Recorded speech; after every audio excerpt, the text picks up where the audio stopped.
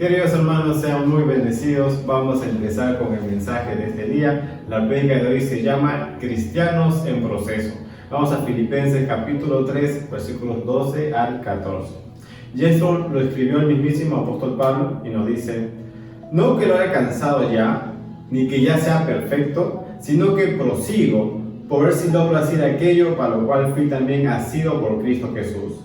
Hermanos, yo mismo no pretendo haberlo ya alcanzado, pero una cosa hago, olvidando ciertamente lo que queda atrás y extendiéndome a lo que está delante. Prosigo a la meta, al premio del supremo llamamiento de Dios en Cristo Jesús. Y hermanos, muchos pensamos que cuando hacemos la oración de fe, ya automáticamente somos cristianos, ya automáticamente, todo va a cambiar automáticamente, pero hermanos, no somos perfectos, sino que somos un producto en proceso. Y esto no significa, hermanos, de que esto es una licencia, ¿no?, como para poder pecar, ni tampoco una excusa para estar fallando continuamente, ni tampoco un permiso para caer en la carnalidad, sino que por el contrario es una advertencia de que, hermanos, debemos cuidar nuestra relación con Dios, de que día a día debemos perseverar en nuestra salvación. Hermanos, ser cristianos es una decisión de todos los días.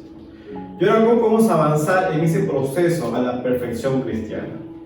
Lo primero que debemos hacer es que necesitamos comprender que necesitamos permanecer en Jesús. Vamos a Juan capítulo 15, versículos del 1 al 5.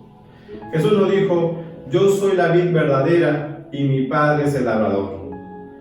Todo pámpano que en mí no lleva fruto, lo quitará. Y todo aquel que lleva fruto, lo limpiará para que lleve más fruto.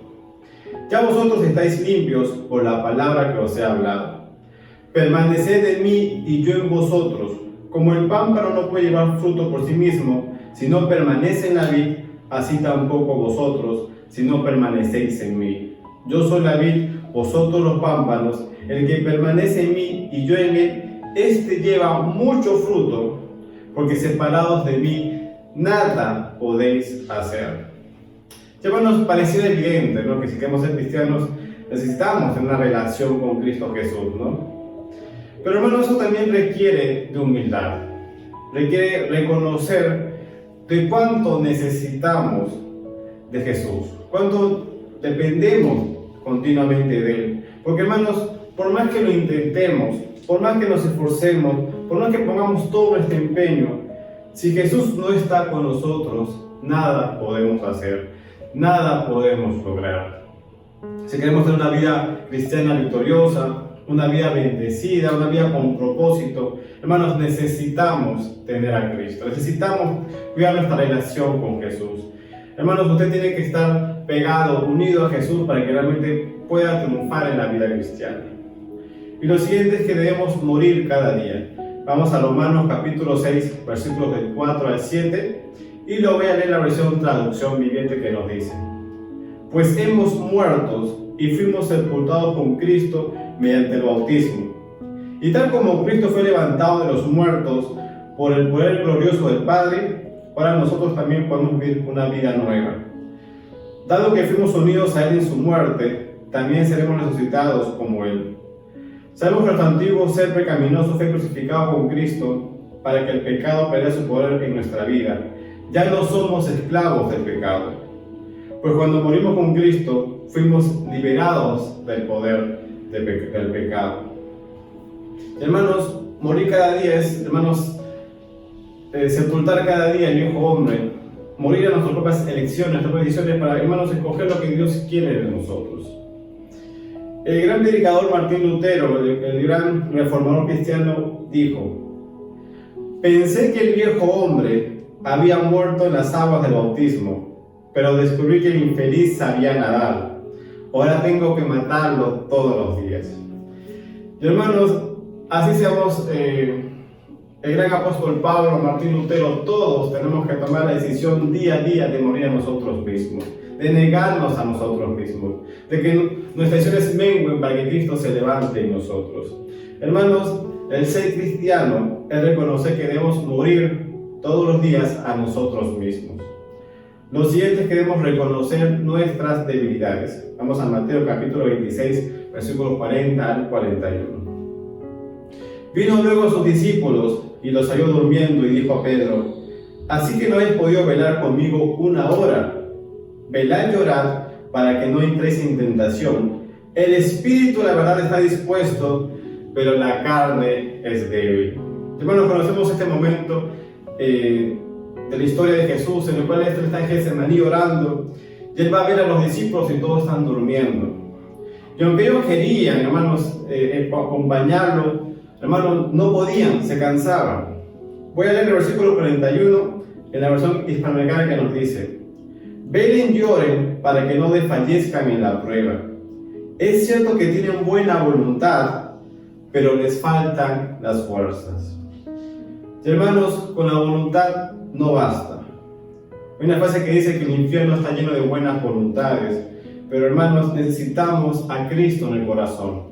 Necesitamos al que es más que vencedor en nosotros para que podamos vencer el pecado y vencer las tentaciones.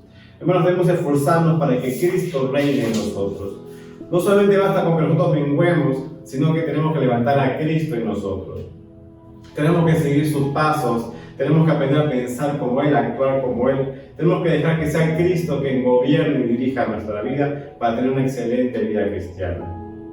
Lo siguiente es esforzándonos para llegar a la meta. Vamos a ver Timoteo capítulo 4, versículos 13, que nos dice: esto lo escribió el apóstol Pablo cuando se encontraba en la cárcel y dijo: trae cuando vengas el capote que dejé en Troas en casa de Carpo, y los libros, mayormente los pergaminos. El gran predicador Charles Spurgeon dijo: él había visto al Señor, pero quería los libros. Había sido transportado al tercer cielo y había oído cosas que no era posible que un hombre hablara, pero quería los libros. Había escrito la gran parte del Nuevo Testamento, pero quería los libros. Hermanos, Pablo nos enseña que incluso en sus momentos finales, de a pesar, hermanos, de todo lo que había predicado, había enseñado, de la cantidad de libros que había escrito, de esas cartas paulinas que hasta el día de hoy nos enseñan y nos transmiten tanta sabiduría de parte del Señor, a pesar de haber ido al tercer cielo, hermanos, él seguía con hambre y con más hambre de Dios. Hermanos, nunca dejemos de aprender de Dios. Que nunca perdamos, hermanos, el querer conocer más de Dios, el querer saber más de sus caminos, más de su enseñanza, el querer parecernos más a Él a través de su palabra. Porque, hermanos, necesitamos de Dios. ¿Y cómo podemos ser mejores cristianos si no conocemos a Cristo? Que sea nuestra meta el parecernos y querer conocerlo más y más a Él. Y lo siguiente es que seamos continuamente llenos del Espíritu. Vamos a 2 Corintios capítulo 3, versículos 5 al 6, que nos dice: no que seamos competentes por nosotros mismos para pensar algo como de nosotros mismos, sino que nuestra competencia proviene de Dios, el cual sí mismo nos hizo ministros competentes de un nuevo pacto, no de la letra, sino del Espíritu, porque la letra mata, mas el Espíritu vivifica. Hermanos, algo que he aprendido es que el conocimiento por sí mismo nos envanece. Hay muchas personas que están llenas de letras y llenas de conocimiento y llenas de historia, pero por dentro están muertos. Sus vidas no reflejan una verdadera vida en Cristo, una verdadera vida cristiana. Como decía Pablo, son sepulcros blanqueados. Y por eso necesitamos la ayuda del Consolador, la ayuda del Paracleto, la ayuda del Espíritu Santo. Necesitamos su poder en nosotros, necesitamos su fuego en nuestros corazones, necesitamos sus frutos en nuestra vida. Hermanos, no podemos ser verdaderos cristianos y tener una vida cristiana victoriosa si no tenemos la ayuda del Espíritu Santo en nosotros. No basta solo con aprender, necesitamos que sea el Espíritu Santo que nos llene continuamente. Ser bautizados continuamente de su Espíritu Santo, hermanos, para que tengamos una excelente vida cristiana. Y por último, hermanos, esforcémonos en la gracia.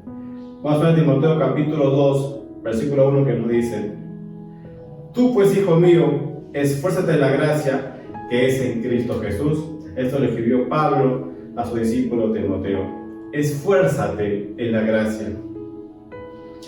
El escritor John Bunyan, autor, por ejemplo, del Proceso del Peregrino, y también autor del libro Gracia Abundante para el Mayor de los Pecadores, dijo: la gracia abundó para que estemos bajo la desaprobación de Dios, quienes por el pecado yacimos bajo la sentencia de Dios eterno, a la eterna reprobación y destierro.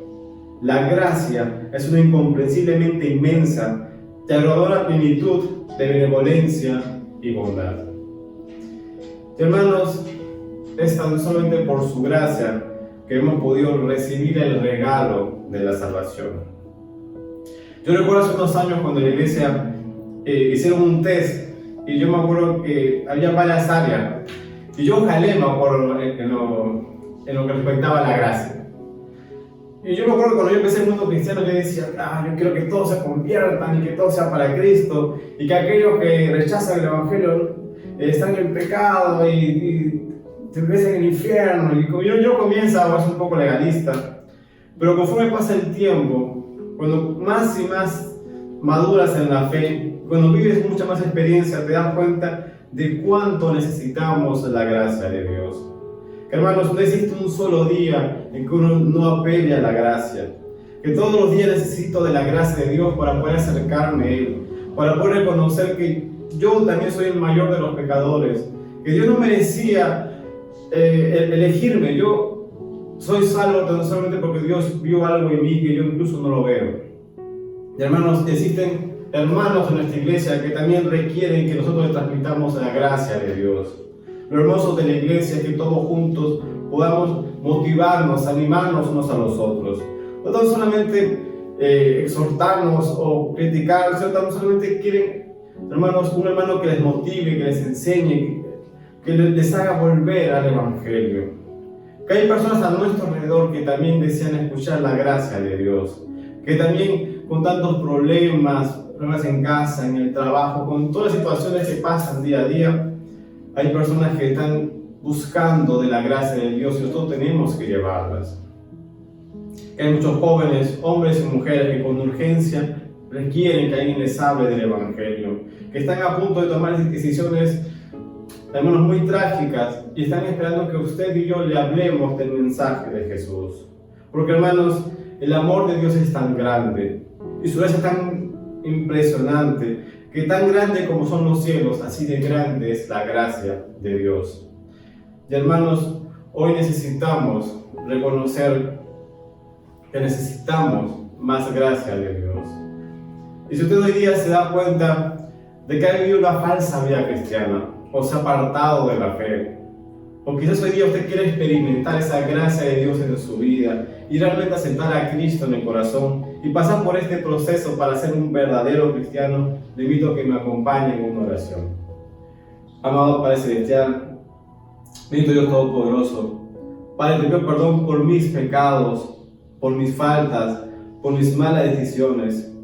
Y yo creo que tú, Jesús, moriste por mí para salvarme, para rescatarme, para darme una vida mejor.